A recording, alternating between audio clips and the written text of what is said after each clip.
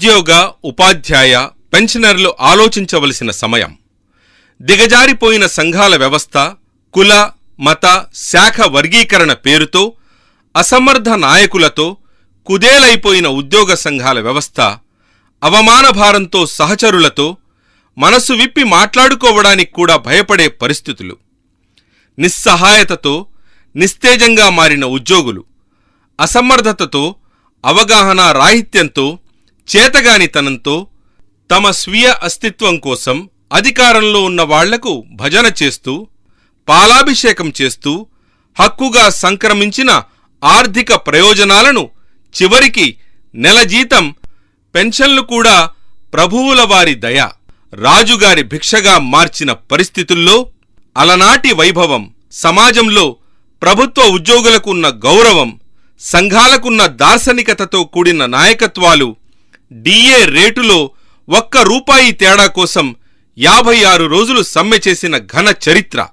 ఇవన్నీ ప్రస్తుత తరానికి తెలియక పాతతరం ఉద్యోగులకు చెట్టు కింద చెప్పుకునే కాలక్షేపంగా మారిన వైనం. పూర్వతరం ఉద్యోగుల పోరాటాల వలన సాధించిన రాయితీలను అనుభవిస్తూ ఒక తరం గడిచిపోయింది. వాటిని నిలబెట్టుకోవడం చేతకాక ఒక్కొక్కటిగా కోల్పోతుంటే సాక్ష్యంగా నిలుస్తున్న ప్రస్తుత తరం ఆలోచించవలసిన అవసరముంది. చర్చల ద్వారా సాధించుకోవడానికి ఏర్పడిన పరిష్కార వేదికలు ఫలితాలు ఇవ్వలేదు. మంత్రివర్గ ఉపసంఘ చర్చలు ఛాయ్పై చర్చలుగా మారిపోయి దక్కిన పీఆర్సీ ఏమిటో మన స్వీయ అనుభవం. ప్రభుత్వం పరిష్కార వేదికల ద్వారా పరిష్కరించదు. పోరాటాలకు ఉద్యోగులు రారు. సంఘాలు అందరూ ఉద్యోగుల సంక్షేమమే తమ ధ్యేయమని అంటారు. కాని ఒక వేదిక మీదకు రారు. ప్రభుత్వం ఆడే 4 స్తంభాల ఆటలో కంట్రోల్లో ఉంటాం అంటారు ఒకరు, రుణం తీర్చుకోవాలని అంటారు మరొకరు, ఇక పగలు ఉద్యమం, రాత్రి సయోధ్య మరొకరి పంథా. వీటన్నిటి ఫలితం పేరుకుపోయిన వేల కోట్ల బకాయిలు, టెంటు వేయడం తీయడం, అది ఒక ఈవెంట్ మేనేజ్మెంట్. ఒక్క డిఏ బకాయి కూడా పొందలేకపోవటం, పీఆర్సీ బకాయిలు దక్కకపోవడం. ఇవి కావాలంటే రిటైర్ అయినా అవ్వాలి లేదా కాలం చెయ్యాలి. చివరికి జీపీఎఫ్ అధోగతి, ఏపీజీఎల్ఐ అయోమయం, సిపిఎస్ కాంట్రిబ్యూషన్ కూడా సంవత్సరాల తరబడి జమ చెయ్యకపోతే, పెట్టుబడిగా మారకపోతే, వారు రిటైర్ అయినప్పుడు పరిస్థితి సమాధానం లేని ప్రశ్న. నెల నెలా జీతం కూడా అడుక్కోవలసిన పరిస్థితి. మన జీతం సొమ్ములో భాగమైన జీపీఎఫ్ ఖాతాలు మన సమ్మతి లేకుండా, మనకు తెలియకుండానే 500 కోట్ల రూపాయలు దొంగతనం చేస్తే, అది భారత శిక్షాస్మృతి ప్రకారం శిక్షార్హమైన క్రిమినల్ చర్య అయినప్పటికీ మాటలు రాక మౌనం దాల్చారు. ఇది దొంగతనం. సంబంధిత అధికారుల మీద కేసు పెడతామన్నందుకు నాయకుడి మీద కేసు పెట్టి జైలుకు పంపాలని చూశారు. ఉద్యోగ సంఘాల నాయకులకు కాళ్లు పట్టుకోమనే నేర్పు ఉండాలని సెలవిచ్చారు ఒక మంత్రి. వారం అటూ ఇటుగా ఏ నెల జీతం ఆ నెలలోనే ఇస్తున్నాముగా అంటూ సన్నాయి నొక్కారు మరొక మంత్రి. ఇక పిట్టకథల మంత్రి అయితే ప్రభుత్వ ప్రాధాన్యత ఉద్యోగులు కాదు అన్నారు. అండగా నిలవని చీఫ్ ఎగ్జిక్యూటివ్ సంవత్సరానికి ఒక్కసారి డైరీల పేరు మీద తప్ప దర్శనమివ్వని మూల విరాట్. ఇక ఆరోగ్యం దేవుడికే ఎరుక. క్యాష్లెస్ అన్నారు, కార్డుంటే చాలన్నారు. కార్పొరేట్ హాస్పిటల్లో రెడ్ కార్పెట్ అన్నారు, గ్రీన్ ఛానల్లో చెల్లింపులన్నారు. ఆఖరికి హాస్పిటల్ వారు కార్డులతో ఉద్యోగులు ప్రవేశం లేదని బోర్డులు పెట్టారు. ఏం చేద్దాం ఏం చేద్దాం ఏం చేద్దామనే ఆలోచనతో ఈ నిశ్శబ్దాన్ని ఛేదించాలని గొంతెత్తింది ఆంధ్రప్రదేశ్ ప్రభుత్వ ఉద్యోగుల సంఘం. రాష్ట్ర రాజ్యాంగ అధినేత గవర్నర్ను కలిసి హక్కుగా సంక్రమించిన ఆర్థిక ప్రయోజనాలు చెల్లింపులకు కాల పరిమితితో కూడిన చట్టం చెయ్యమని, రాష్ట్ర ప్రభుత్వం ఆదాయంపై ఉద్యోగులను చెల్లింపులకు మొదటి హక్కుదారుగా చేరుస్తూ చట్టం చెయ్యాలని డిమాండ్ చేస్తే ఉద్యోగులు స్పందించలేదు. తోటి సంఘాలు కలిసి రాలేదు. ప్రభుత్వం నాయకుడిని వేటాడింది, వెంటాడింది, కక్ష కట్టింది, క్రిమినల్ కేసులు పెట్టింది, కుటుంబానికి క్షోభ పెట్టింది. దొంగ కేసుల్లో అరెస్టు చేసి పోలీసుల ద్వారా టార్చర్ చెయ్యాలనే ఆలోచనకు దొరక్కుండా అజ్ఞాతంలో గడపవలసి వచ్చింది. కనీసం ఆ కుటుంబం, ఆ నాయకుడు బ్రతికున్నాడా చచ్చాడా అని కూడా ఈ వ్యవస్థ గాని, ఉద్యోగులు గాని, సంఘాలు గాని, సహచర నాయకులు ఎవరూ పలకరించే సాహసం చెయ్యలేకపోయారు. మౌనం దాల్చారు. కొంతమంది మౌనంగానే మంచి జరగాలని కాంక్షించారు. కొందరు ప్రార్థన చేశారు. మరికొందరు భయం ముసుగులో స్వార్థంతో వ్యవహరించారు. ఇదే అదును అనుకొని ఆ నాయకులు నేతృత్వంలో ఉన్న సంఘాలను తమ తాబేదారులకు దక్కించుకోవాలని అనుకున్నారు. మాతృశాఖ సంఘాన్ని చిన్నాభిన్నం చేశారు.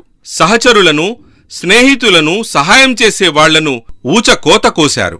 అయినా బెదరలేదు. దైవం కాపాడింది. దేశ అత్యున్నత న్యాయస్థానం రక్షణ కవచంలో తిరిగి వచ్చి నెమ్మదిగా పరిస్థితులను చక్కపెట్టి ఈ రాష్ట్రంలో ఉద్యోగ, ఉపాధ్యాయ పెన్షనర్లను భయం గుప్పిట నుండి బయటికి తేకపోతే, చైతన్యపరచకపోతే శాశ్వత బానిసలుగా మిగిలిపోతారని భావించి ఉద్యోగులను చైతన్యపరచాలని, సంఘాల వ్యవస్థను బతికించాలని, పూర్వ వైభవం సాధించాలని కలిసి వచ్చిన వ్యక్తులతో, సంఘాలతో ఊరు ఊరు తిరుగుతూ ఉద్యోగులను కలుస్తూ వారి హక్కులను తెలియజేస్తూ సమస్యలను వివరిస్తూ తన సుదీర్ఘ అనుభవంతో పరిష్కారం చూపిస్తూ మౌనం, భయం వీడాల్సిన అవసరం తెలియజేస్తూ ఉద్యోగ, ఉపాధ్యాయ పెన్షనర్లను సంఘటితపరిచే చైతన్య యాత్ర, అలుపెరగని సుదీర్ఘ పోరాటం. రండి, కదలిరండి. ఆంధ్రప్రదేశ్ ప్రభుత్వ ఉద్యోగుల సంఘం నేతృత్వంలో ఉద్యోగ, ఉపాధ్యాయ పెన్షనర్ల ఐక్యవేదికలో భాగస్వాములు కండి. విజయనగరం విజ్ఞానానికి వారసులు. విజయనగరం ఉద్యోగులు పరిణితిని ప్రదర్శించారు. తొలి సభను విజయవంతం చేశారు. రాష్ట్రానికి స్ఫూర్తిగా నిలిచారు. ఒంగోలు రౌండ్ టేబుల్ వేదిక ఒత్తిడిని అధిగమించింది. అర్థవంతమైన చర్చ జరిగింది. పరిష్కారాలకి మార్గం చూపింది. నెల్లూరు గర్జించింది. సమీకృతమైన ఉద్యోగులు కేఆర్తోనే తమ ప్రయాణం అని నినదించారు. ప్రభుత్వాన్ని ప్రశ్నించాల్సిందే, హక్కుల కోసం పోరాడాల్సిందే మిన్నంటిన నినాదాలు సింహపూరి, అది సింహాలపురే. అనంతపురం, ఉమ్మడి అనంతపురం, రాయలసీమ నడిబొడ్డు ఎక్కడా తగ్గేదే లేదు అన్నట్లుగా బలం చూపింది. సంఘటితం అయింది. అధికారులతో అడ్డగించవచ్చు అన్న కుటిల తత్వాన్ని తిప్పికొట్టింది. ఉమ్మడి అనంతపురం, సత్యసాయి జిల్లాలలో నాయకులు, ఉద్యోగులు ఐక్యతకు నిదర్శనంగా నిలిచారు. కర్నూలు, నాటి ఆంధ్ర రాష్ట్ర రాజధాని ఉమ్మడి కర్నూలు. నేడు సర్వం కోల్పోయినా చైతన్యం తగ్గలేదు. నాయకులు అనుభవజ్ఞులు కాకపోయినా నిబద్ధత చాటారు. దురాలోచనలతో ఎన్నికల అధికారులను పురికొలిపి సమావేశాన్ని అడ్డుకోవాలన్న ప్రత్యర్థుల వ్యూహాన్ని బలంగా త్రిప్పికొట్టారు. తిరుపతి, అది ఉమ్మడి చిత్తూరు జిల్లా. ప్రపంచ ఆధ్యాత్మిక కేంద్రం తిరుపతి పట్నం. పోలీసుల అనధికార ఒత్తిడికి ఎదురొడ్డి నిలిచింది తిరుపతి జిల్లా నాయకత్వం. బెదరలేదు, వదిలిపెట్టలేదు. వారి సంకల్పానికి ఏడుకొండల వెంకటేశ్వరుని ఆశీస్సులు తోడై అంచనాలను మించింది. విజయవంతం అయ్యింది. కడప దద్దరిల్లింది. పౌరుషాన్ని చాటింది. అది నిజంగా సింహాన్ని తన గుహలోనే ఛాలెంజ్ చెయ్యడమే. అయినా మొక్కవోని ధైర్యంతో నిర్బంధాల్ని అధిగమించింది. అన్నమయ్య జిల్లా తోడుగా నిలిచి అధికార దుర్వినియోగానికి సవాలు విసిరింది. హ్యాట్స్ ఆఫ్ అనిపించుకున్న కడప జిల్లా సమర్పించే నివాళి కాదు మిత్రులారా. నిజమైన నివాళి అంబేద్కర్ గారు ఇచ్చిన రాజ్యాంగంలో మనకిచ్చిన హక్కుల్ని మనం నిలబెట్టుకోవడం ద్వారా మనం వారికి నివాళులు అర్పించాల్సిన అవసరం ఉంది. సాధిస్తామని మీ ఊర్లో ఉన్న ఆంజనేయ స్వామి ఆ రామాయణం సుందరకాండలో చెప్పాడని ఇక్కడ స్థల పురాణం చెప్తా ఉంది మిత్రులారా. ఈ 4 లక్షణాలు, ఆ ధృతి, ఆ ధైర్యం, ఆ దృష్టి, ఆ ముందు చూపు, ఆ మతి, ఆ మేధ, ఆ దాక్ష్యం, ఆ సమర్థత ఈ వేదిక మీద ఉన్న స్టీరింగ్ కమిటీ సభ్యులకి ఉందని మీకు నమ్మకం కలిగితే రండి, ఈ ఐక్య వేదికలో భాగస్వాములు కండి. ఈ రాష్ట్రంలో ఉద్యోగ సంఘాల వ్యవస్థకి పూర్వ వైభవం తీసుకురావడాన్ని ఎవడు ఆపగలుగుతాడో చూస్తానని మీకు మనం చేస్తా ఉన్నాను మిత్రులారా. సూర్యనారాయణని న్యాయస్థానం నాకు అన్కండిషనల్ బెయిల్ ఇచ్చిన తర్వాత, యాంటిసిపేటరీ బెయిల్ ఇచ్చిన తర్వాత కూడా ఒక అధికారి నన్ను పిలిపించి వీడియో కాల్ చేసి, నువ్వు మరలా ఊరూరు మీటింగులని సమావేశాలని తిరిగావో, ఈసారి ఎఫ్ఐఆర్ లేకుండా నేను ఎత్తేస్తాను జాగ్రత్త అన్నాడు. నేను చెప్పా, నేను నా సమావేశాలకు వెళ్ళటం అనేది నా సంఘం కార్యక్రమంలో భాగం, నా సంఘ కార్యక్రమాలు నేను చేసుకోవడానికి ఎలా నిలువరిస్తారని అడిగా. ఇంకెక్కడ నీ సంఘం అన్నాడు నన్ను. మిత్రులారా బాగా వినండి, మీకు ఆకలిస్తుంది, వెళ్ళిపోవాలని కోరుకుంటున్నారు నాకు తెలుసు, అయినా ఈ 2 ముక్కలు మీకు చెప్తా ఉన్నా. ఇంకెక్కడ నీ సంఘం అన్నాడు. నేను నవ్వా. ఎందుకు నవ్వుతున్నావు అన్నాడు. మళ్ళీ నవ్వా. నీతో వచ్చింది ఇదే, అడిగిన దానికి సమాధానం చెప్పకుండా నవ్వుతున్నావు అన్నాడు. నేను ఒకటే చెప్పా, నా సంఘం లేకపోతే, నా మాటకి విలువ లేకపోతే, ఉద్యోగుల్లో నా మీద నమ్మకం లేకపోతే, వారి మనసుల్లో నేను లేకపోతే నువ్వు నా ఎందుకు ఎదగాలి, ఎందుకు పడ్డావు సార్ అన్న. అవి ఉన్నాయి కాబట్టే కదా నేను మళ్ళీ మీటింగ్కి వెళ్తే ఏం మాట్లాడతానో, నేను మాట్లాడేది విని ఉద్యోగులు ఏం ప్రభావం అవుతారో, ఏ రకంగా స్పందిస్తారో అని కదా నువ్వు నా ఎమ్మడి పడతా ఉన్నావు. లేదంటావేంటి? ఆ అధికారి ఈనాటి కడప సమావేశాన్ని లైవ్లో టీవీలో చూస్తున్నాడని నాకు తెలుసు. వారికి వినబడటం కోసం చెప్తున్నా. ఇంకెక్కడుంది నా సంఘం అని అన్న అధికారులందరికీ చెప్తా ఉన్నా. ఇదిగో నా సంఘం కడప నడిబొట్టు మీద గర్జిస్తా ఉందని చెప్తా ఉన్నాను మిత్రులారా. ఇది నా సంఘం, ఇది నా ఉద్యోగులకి నా మీద ఉన్న నమ్మకం. నా కోసం మీరు సృష్టించినటువంటి ఆర్టిఫిషియల్ కృత్రిమైనటువంటి భయానక వాతావరణానికి భయపడి మధ్యతరగతి మనస్తత్వం కలిగిన ఉద్యోగులు రోడ్డు మీద రాలేకపోవచ్చు, కానీ వారి గుండెల్లో మనసుల్లో నాకు ఏ అపాయం జరగకుండా రావాలని మనస్ఫూర్తిగా కోరుకున్నా. విజయవాడ రాష్ట్ర రాజధాని నగరం. ఎటు చూసినా నిర్బంధం, మరో పక్క దుష్ప్రచారం, ఎలాగైనా విచ్ఛిన్నం చెయ్యాలన్న రాజకీయ సంకల్పం, వ్యవస్థల దుర్వినియోగాన్ని ధిక్కరించి సభ నిర్వహణ తమకు రాజ్యాంగం కల్పించిన హక్కు అని బెజవాడ సాక్షిగా నిరూపించిన సభ్యుల సంకల్పం. విజయవాడ కూడా విజయవంతం. రాజమహేంద్రవరం. రాజమహేంద్రవరంలో ఎగిసిన ఉత్సాహం, వెల్లువిరిసిన పెల్లుబికిన చైతన్యం, విజువల్లీ ఛాలెంజ్డ్ ఎంప్లాయీస్ భాగస్వామ్యం ప్రధానంగా ఆకర్షణ అయ్యింది. ఎన్నికల అధికారుల, పోలీసుల స్వీయ పర్యవేక్షణలో ప్రతినిధుల, ఉద్యోగుల సమస్యల పరిష్కారాలపై కుండ బద్దలు కొట్టారు. తమ మనోగతాన్ని విస్పష్టంగా చాటారు. ఏలూరు. ఎప్పటిలాగే ఏలూరు భిన్నత్వం చూపింది. లోతైన చర్చతో ఉద్యోగుల సంఘాల వ్యవస్థకు మార్గదర్శకం చేసింది. ఏలూరు నాయకుడికి ఎప్పుడూ అండా దండా దిక్సూచి. గుంటూరు. రాష్ట్ర రాజధాని ప్రాంతానికి మరోవైపు గుంటూరు. ఎవరెన్ని కుయుక్తులు పన్నినా, ఎందరు వెన్నుపోటుదారులు ఉన్నా, కొందరు స్వపక్షీయులు విపక్షీయులుగా మారి చెడగొట్టాలని చూసినా ప్రభంజనం ఆగలేదు. ఉన్నాను కాబట్టి నేను తప్పు చేసినా సరే నా రక్షణ కల్పించమని, లేకపోతే నా మీద ఉన్న కేసు చేసామని ఎవరి ముందు దేవుడు కూడా ఈ సందర్భంగా నేను మనవి చేస్తా ఉన్నా. అది ఛాలెంజ్ అడ్మినిస్ట్రేషన్ నా మీద పెట్టిన కేసుని నిరూపించమని కూడా ఈ సందర్భంగా ప్రభుత్వాన్ని ఛాలెంజ్ చేస్తా ఉన్నా.